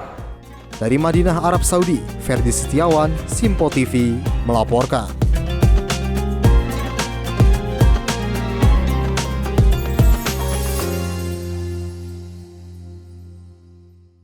Pemirsa, cuaca panas ekstrim yang juga saat ini melanda Tanah Suci membuat jemaah haji Indonesia harus lebih waspada saat tiba di Arab Saudi. Layanan gratis berupa payung dan juga kursi roda menjadi primadona bagi para jemaah, terutama mereka yang juga masuk dalam kategori risiko tinggi. Gelombang kedatangan jemaah haji Indonesia di Bandara Pangeran Muhammad bin Abdul Aziz Madinah terus berlangsung di tengah suhu udara yang mencapai 37 derajat Celcius lebih. Menyikapi kondisi cuaca yang sangat terik ini, Panitia Penyelenggara Ibadah Haji atau PPIH siaga menyediakan fasilitas tambahan bagi jamaah. Layanan payung dan kursi roda kini menjadi dua hal yang paling banyak dicari dan diminta oleh para jamaah saat keluar dari terminal kedatangan. Penggunaan kursi roda sangat membantu jamaah untuk menempuh jarak jauh dari pintu keluar bandara menuju bus penjemputan, tanpa harus terpapar panas dalam waktu lama. Sementara itu, pembagian payung dilakukan secara masif untuk mencegah jamaah mengalami dehidrasi maupun heat stroke saat berada di luar ruangan. Layanan yang kami sediakan untuk jamaah haji yang landing di Bandara Madinah, kita seperti sebelum-sebelumnya, kita ada kursi roda yang kita standby-kan di berbagai titik kedatangan jamaah. Lalu yang kedua ada golf car yang tersedia hanya di terminal haji. Lalu berikutnya tadi kita juga menggunakan payung karena hari ini cuacanya cukup panas dan banyak jamaah lansia, jamaah haji perempuan yang membutuhkan perlindungan dari paparan sinar matahari. Berdasarkan data kesehatan tahun ini, cukup banyak jamaah Indonesia yang masuk ke dalam kategori kesehatan resiko tinggi atau RISTI, serta kelompok lanjut usia. Dengan adanya layanan seperti payung dan fasilitas kursi roda ini, membuat jemaah serasa nyaman atas penyambutan dan penanganan petugas haji sejak pertama kali menginjakan kaki di Tanah Madinah Al-Munawwaroh. Layanannya dari Kementerian Haji? Alhamdulillah, lancar. Lancar. Pak, dipayungin kayak gini enak apa? Senang Pak? Senang Pak? Kenapa? Kita mau terhormat. Ini mama ibu? Iya, tamu terhormat, tamu Allah. Iya. Alhamdulillah dengan semenjak terbentuknya Kementerian Haji ini, saya merasakan begitu baiknya pelayanan. Mulai dari mendarat, saya orang tua saya yang sakit menggunakan kursi roda, itu dijemput dan dilayani dengan baik. Saya pikir ini kawan-kawan sigap betul. Petugas Haji Indonesia di Bandara Madinah diimbau untuk terus siaga dan tidak ragu menawarkan bantuan kepada jemaah yang terlihat kelelahan. Jemaah juga diingatkan untuk selalu membawa semprotan air dan banyak minum air putih untuk menjaga kondisi tubuh tetap fit sebelum melanjutkan perjalanan menuju hotel. Dari Madinah, Arab Saudi, Ferdi Setiawan, Sinpo TV melaporkan.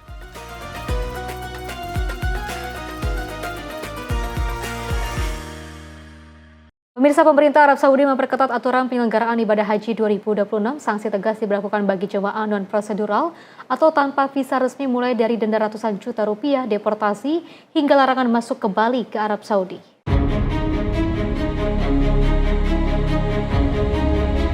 Pemerintah Arab Saudi memperketat aturan penyelenggaraan ibadah haji 2026. Kebijakan ini ditetapkan untuk menjamin keamanan dan kenyamanan seluruh jemaah haji resmi yang menjalankan ibadah di Tanah Suci. Otoritas Saudi menegaskan, setiap individu yang melaksanakan haji tanpa izin resmi, termasuk menggunakan visa kunjungan, akan dikenakan denda sebesar 20 rial atau setara puluhan hingga ratusan juta rupiah. Tak hanya itu, pelanggaran juga terancam dideportasi dan dilarang masuk kembali ke Arab Saudi selama 10 tahun. Sanksi tegas juga diberlakukan bagi pihak yang membantu atau mengangkut jemaah haji ilegal. Pemerintah Arab Saudi sangat ketat dalam kampanye mereka La Hajj Bila Tasrih, dilarang berhaji bagi mereka yang tidak memiliki tasrih. Sejak kampanye ini dimulai sejak tahun 2024 dan di 2025 enforcement-nya sangat luar biasa. Kalau kita perhatikan tahun lalu itu banyak sekali kasus-kasus di mana warga negara, di mana penduduk Arab Saudi ataupun warga negara asing yang ingin masuk Mekah tidak memiliki tasrih itu ada yang ditolak sekitar 200.000 lebih, kemudian juga ada 200.000 lebih dari orang-orang yang tidak berhak berada di Mekah dikeluarkan dari kota Mekah. Jadi itu yang memang kita terus kampanyekan agar tidak ada warga negara kita yang mengalami masalah jika melaksanakan haji tanpa tasrih itu. Sejalan dengan kebijakan tersebut, pemerintah Indonesia melalui Kementerian Haji dan Umroh mengimbau masyarakat agar tidak tergiur iming-iming berangkat haji tanpa prosedur resmi. Jemaah diminta untuk selalu menggunakan visa haji resmi agar terhindar dari sanksi dan menjamin keamanan selama beribadah. Yang ingin kami pastikan bahwa visa yang diperbolehkan masuk untuk melaksanakan ibadah haji adalah visa haji resmi. Dan seperti halnya kita sudah mengetahui bahwa pengetatan terjadi di sejumlah titik akses masuk ke kota Mekah dan juga berkaitan dengan imbauan yang terus disampaikan oleh otoritas Arab Saudi, termasuk sanksi-sanksi mulai dari pihak-pihak yang berangkat ataupun melaksanakan ibadah haji melalui jalur ilegal. Ada sanksi-sanksi mulai dari sanksi denda sampai dengan 20.000 rial, bahkan juga sanksi kurungan, termasuk bagi sanksi terhadap pengepul atau orang-orang yang mengumpulkan ataupun mencoba menghimpun jamaah menggunakan ataupun visa non haji maksud kami, bahkan dendanya sampai 100.000 rial, 400 jutaan lebih. Selain terhadap pelaku, pihak hotel atau penginapan juga dilarang melayani jemaah tanpa visa resmi. Jika melanggar akan dikenakan denda hingga ratusan juta rupiah. Dari Madinah, Arab Saudi, Ferdi Setiawan, Sinpo TV melaporkan. Pemirsa, Kementerian Haji dan Umroh Republik Indonesia mengeluarkan peringatan keras kepada kelompok bimbingan ibadah haji dan umroh atau KBHU yang juga menyalahi aturan. Peringatan ini menyusul insiden kecelakaan bis yang melibatkan jemaah haji Indonesia di Madinah, Arab Saudi. Peristiwa terjadi pada 28 April 2026 sekitar pukul 10:30 waktu Arab Saudi saat jemaah melaksanakan kegiatan di luar jadwal resmi. Insiden ini melibatkan jemaah dari Kloter Sub 02 dan JKS 01. Akibat kejadian tersebut, sejumlah jemaah mengalami luka ringan dan telah mendapatkan penanganan medis. Meski satu jemaah masih menjalani perawatan di rumah sakit di Madinah. Pemerintah mengimbau jemaah untuk selalu mengikuti arahan petugas resmi dan tidak tergiur aktivitas di luar program haji. Keselamatan jemaah menjadi prioritas utama dalam penyelenggaraan haji tahun ini. Pemerintah juga menegaskan larangan praktik penawaran paket tambahan di luar kepentingan ibadah, termasuk pungutan biaya di luar ketentuan. Kementerian menilai insiden ini menjadi peringatan serius terkait aktivitas jemaah yang tidak terkoordinasi dengan petugas resmi. Seluruh KBI-HU diminta untuk wajib berkoordinasi dan mematuhi ketentuan yang berlaku demi keselamatan jemaah. Apabila masih ditemukan pelanggaran, terlebih yang mengabaikan keselamatan jemaah, maka kami tidak akan ragu untuk mencabut izin operasional KBI-HU yang bersangkutan. Keselamatan, ketertiban, dan kenyamanan jemaah adalah prioritas utama yang tidak dapat ditawar. Tim redaksi Simpo TV melaporkan. Selain itu pemirsa, di antara ribuan jemaah haji Indonesia yang tiba di Madinah tersimpan kisah-kisah perjuangan yang menggetarkan hati. Dari seorang marbot masjid di Banjarmasin yang menabung selama 15 tahun hingga petani tunanetra asal Kulon Progo yang tetap teguh menjemput panggilan suci.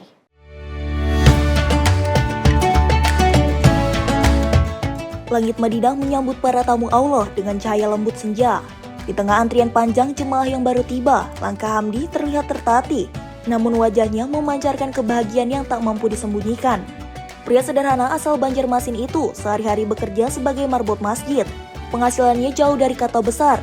Namun dari rezeki 2 juta rupiah setiap bulan, ia menyisihkan sedikit demi sedikit untuk satu impian besar, berhaji bersama sang istri. Bapak, Ibu, ini pergi haji berdua ini. Insya Allah. Namanya Bapak siapa? Saya Bapak Hamdi. Ibu, nama Ibu siapa? Aminah. Bapak ini pekerjaannya apa, Pak? Ini kan marbot masjid. Marbot masjid, Masya Allah. Dari mana Pak uangnya bisa akhirnya berangkat haji, Pak? Iya, hasil sendiri dari masjid. Dari masjid. Iya. Jadi Bapak diberangkatin oleh masjid. Iya. Memang penghasilan kalau dari masjid setiap bulan dikasih berapa? Dikasih ada juga, ada 1 juta. Sebulan dikasih 1 juta. Ya. Terus 1 juta sebulan, ada 500 seminggu, 2 juta, sebulan 2 juta. Oh. Jadi ada dikasih orang juga ya, gitu sudah, Pak. ya. Terus itu Bapak kumpulin? Ya, kumpulin. Ini siapa yang mendaftarkan haji Bapak? Sendiri atau? Sendiri. Nunggunya berapa lama nih Pak? 15 tahun. 15 tahun, Masya Allah. Ini bisa berangkat berdua, ini ya. Bapak ini Masya Allah. Bapak senang nggak Pak udah nyampe sini? Ya. Senang. Terharu nggak Pak? Ya. Sedih nggak sih Pak udah nyampe sini Pak? 15 tahun lamanya Hamdi menabung, rupiah demi rupiah dikumpulkan. Tanpa usaha besar, tanpa harta berlimpah. Hanya kesabaran, kedisiplinan, dan keyakinan yang terus dijaga. Di sampingnya, sang istri Aminah tak kuasa menahan tangis. Perjalanan panjang penuh perjuangan itu kini berbuah manis. Mereka akhirnya menjejakkan kaki di tanah suci. Bukan hanya Hamdi, di sudut lain Madinah, kisah haru datang dari Sarjo Utomo. Usianya 71 tahun, seorang petani dari Kulon Progo, Yogyakarta, yang telah kehilangan penglihatannya sejak puluhan tahun lalu. Namun kebutaan tak pernah memadamkan cita-citanya. Dengan tongkat dan tuntunan sang putri, Sarjo melangkah pasti memasuki hotel jamaah.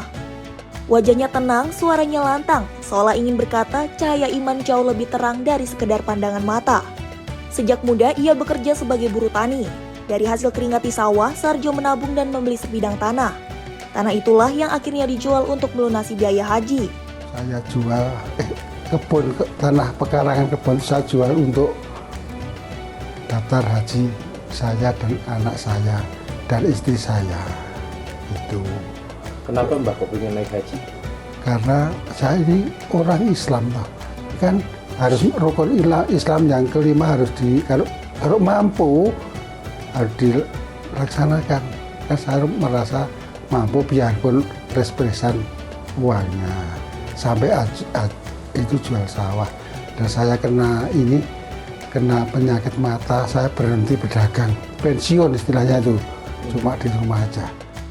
Niat awalnya berhaji bersama sang istri, namun 2 tahun lalu sang pendamping hidup lebih dahulu berpulang. Kini, putri keduanya menggantikan sang ibu mendampingi ayah menuju Baitullah. Di musim haji tahun ini, layanan ramah lansia dan disabilitas menjadi harapan baru bagi jamaah seperti Sarjo.